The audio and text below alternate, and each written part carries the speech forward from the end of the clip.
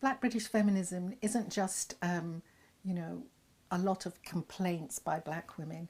It actually is grounded in theory and and an analysis of the social world and the lived experience.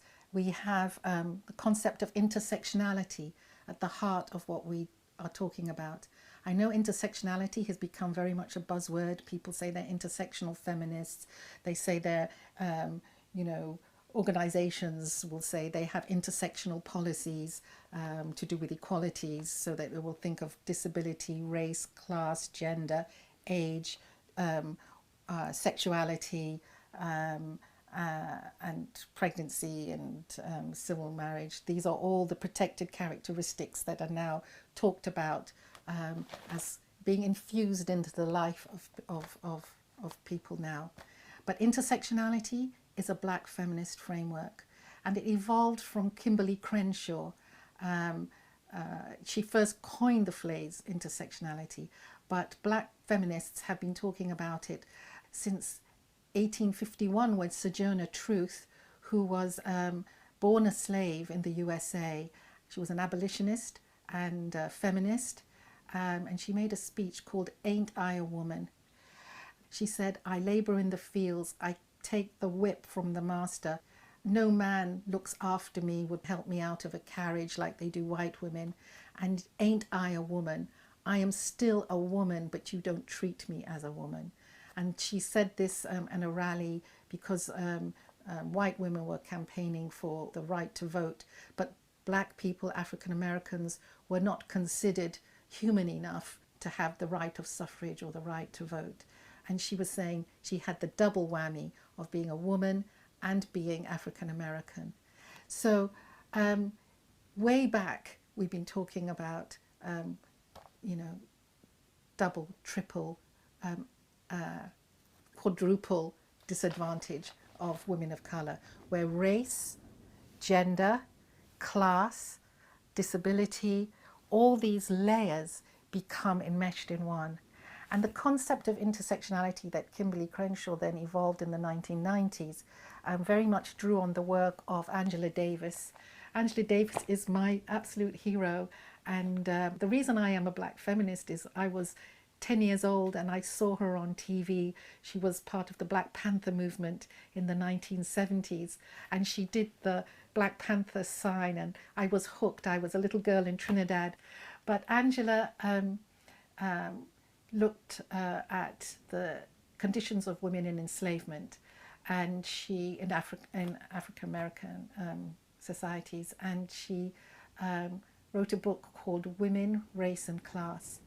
And what she was arguing is that the capitalist system actually is racially organized, and the use of the women's bodies to reproduce, the labor that the plantation owners needed in order to grow the cotton and to become very wealthy, was based on the exploitation of women, and also the systemic rape of women.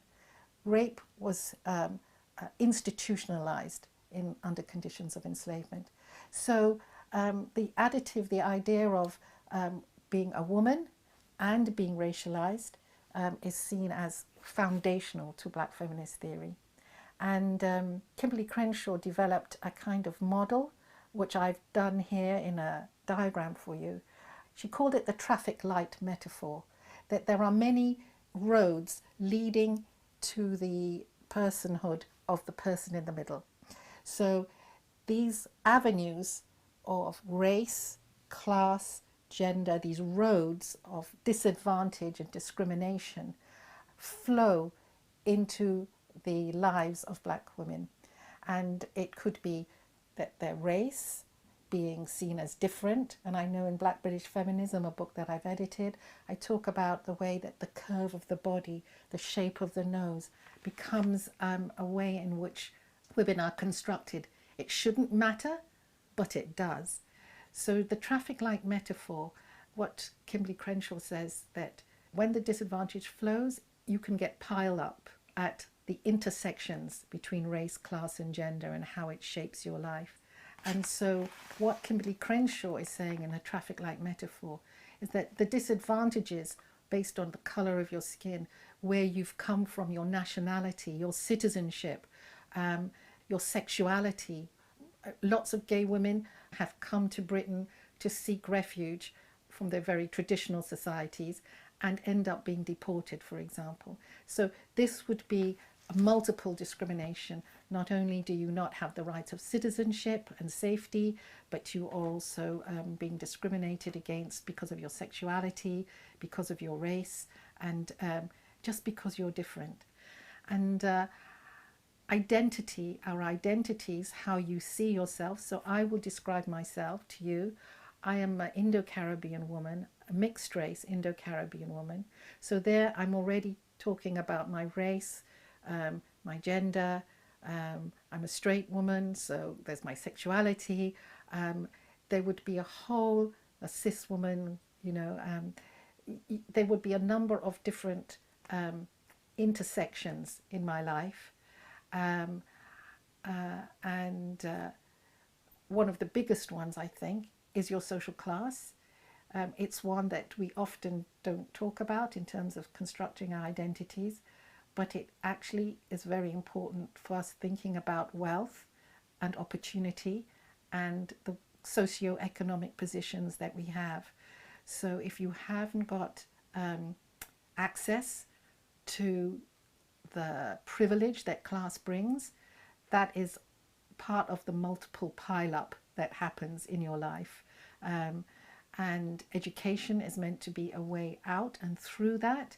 And it's something that I've devoted my life to, looking at the education of Black, Muslim and migrant girls, which is going to be a subject that I'm going to go on to and discuss further in this talk.